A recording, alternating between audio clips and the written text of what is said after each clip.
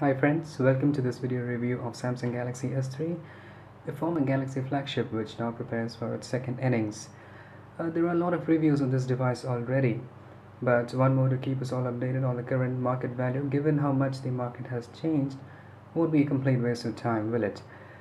When I say the market has changed, what I mean is that there have been a slew of newer flagships from manufacturers that have, in a sense, dwarfed the previous year flagships, of which S3 was a very integral part. And also, the software from Google has evolved. So, S3 was launched with ICS Android 4.0, and we have had Jelly Beans after that. We have had the Android 4.1 and 4.2. S3 has been updated promptly and it now runs 4.1.2 Jelly Bean. And also, importantly, the prices have decreased for S3 and you now get it at roughly 60% of what the price was at launch. And this phone also is about 5 months old, and I've been using it as my daily driver for that amount of time. So I'll probably be able to tell you how the hardware has held up or the software has aged for this mobile.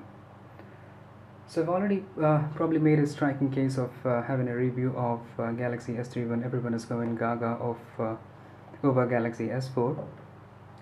In any case, in this review, we'll look at the hardware, the software, and the competitors at this price, and the reasons why you should or should not have or should not buy the Galaxy S3 in case you have been contemplating about the same. The hardware for Samsung in terms of choice of materials in particular has not really been its forte. The Samsung Galaxy S3 will certainly make rise a few eyebrows or make drop a few frowns due to its looks. But what I have been befuddled with is the choice of materials. For instance, if you look at this back cover, it's made of polycarbonate. And we know how beautiful polycarbonate can look or feel. We've seen it on One X and on Lumia 720. The reason it looks different here is because of this hyper glaze on top that Samsung has put. Now, the only reason that I can give is that it makes the phone look a lot like Pebble and goes with the inspired by nature moniker that Samsung advertised the phone as. But other than that, I'm at a serious loss of words to rationalize this. But the feel of the phone or its design is another matter altogether. You can see there are nice curves at the back and at the sides. And as you pick this up, you realize that your thumb rests exactly where the power lock button is and your index finger hovers on the volume rockers. And it's not an uncomfortably big phone by any imagination, and one-handed operation shouldn't be really a problem, and it gets easier as you get used to it. So I would like to call this design practical because you have this removable back cover as well, and you can remove this easily. Just remove this open and you can get access to the battery and the memory card slot. So if you want your next phone to be with you for the next 2-3 years, the removable battery and the card slot here will definitely help. The battery here is a 2100 unit, and it gives a very good battery backup. But as we put this back on the phone, and makes a good sound all over. But everything is not rosy here. For example, if you press it somewhere here, you get a press. There's a little press happening. So unibody designs are generally more solid.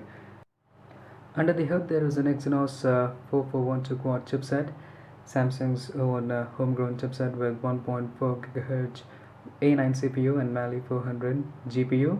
There's a gigabyte of RAM as well.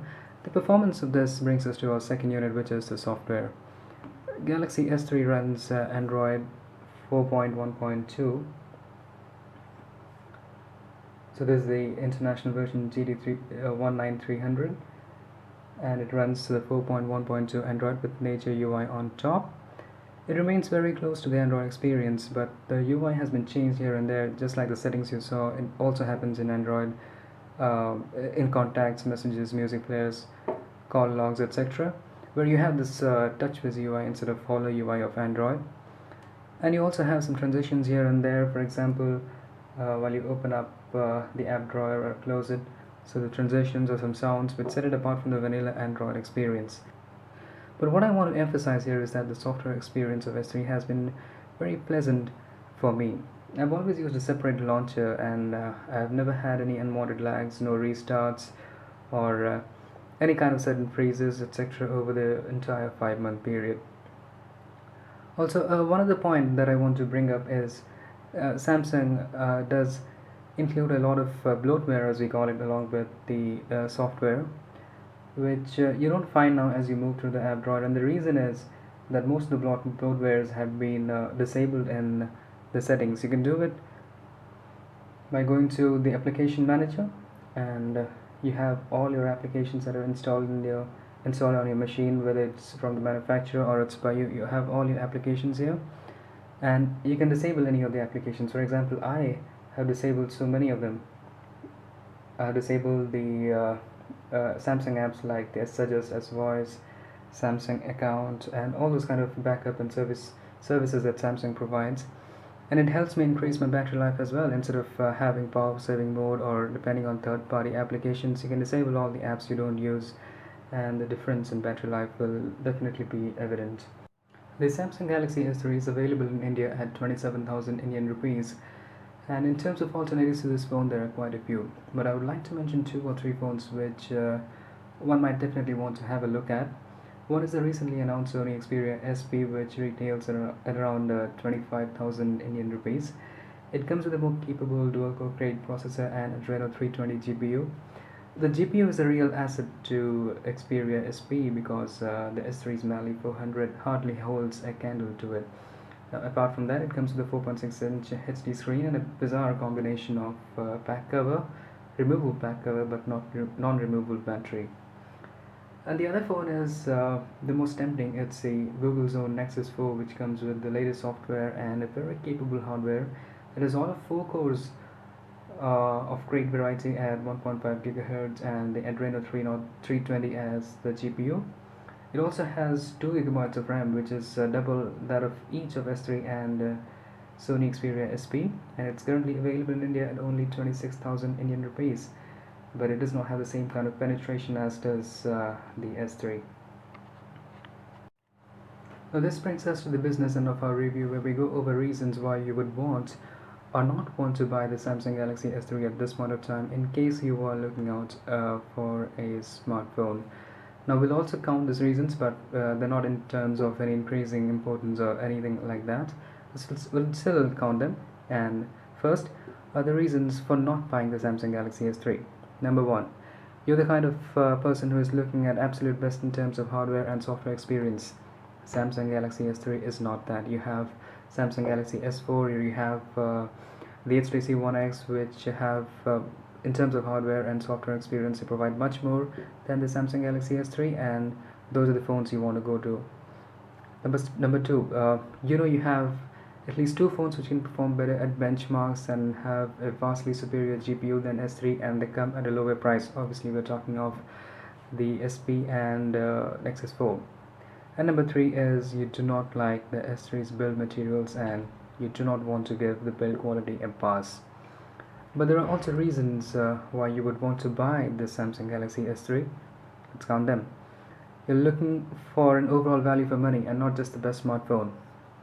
You know that software, more than the hardware, defines experience on a smartphone, and Android, after Jelly Bean, which was launched at last year's Google I/O, has not evolved much in terms of experience. I have 4.2.2 on my Nexus 7, and it does not give me a lot of bragging rights over people who use Android 4.1. And to add to this, the next version of Android is widely rumored to be 4.3, and it still be called a Jelly Bean. And if that is any indication, even phones released at the fag end of this year may not have much more to offer in terms of software than the Samsung Galaxy S3.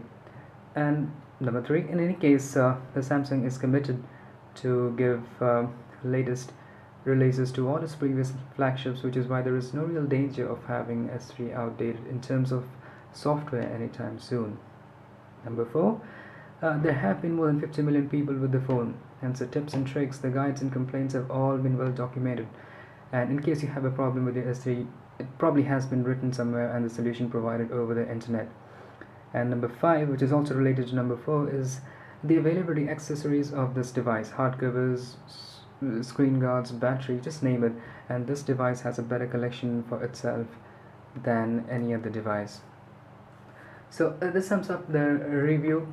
If If there were one a straight question, that is there a better phone than S3 at this price, the answer is probably yes, which is the Google Nexus 4. But the Nexus 4 won't be available in many countries, and even if it is, the penetration might not be as much as it is as it is for S3. And a huge user base also make S3 a very viable option even now. This is Smriti, and I hope you have enjoyed the video as much as I have presenting it. Until next time, it's goodbye.